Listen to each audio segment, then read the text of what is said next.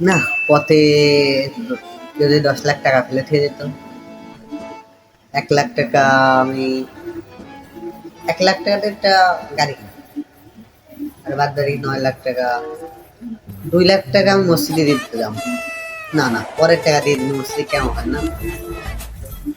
২ লাখ টাকা কনে দেওয়া যায়? ২ লাখ টাকা পুকুর ফেকারে দিয়ে দিলাম। আর থাকলো যে বাদ বাকি টাকা, সে টাকা দিয়ে মাছের চাষ করলাম। না না, চাষ করতে গেলে তো মাইর খেয়ে যাওয়া না, যেহেতু বেহালালি টাকা। এই টাকা, এই টাকাও কম বেশি দাম করে দিবান। আর বড় সোনার তেমনার কিছু কিনে দিবান।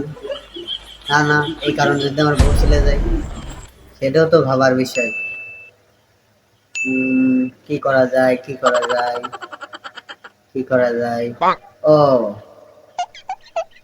লোকজন নিয়ে এসে বাড়ি বাড়ি খাওয়াই দিবা না, ৪ টাকা তারও একটু সব হবে না, বিষয়টা তো দেখার বিষয়।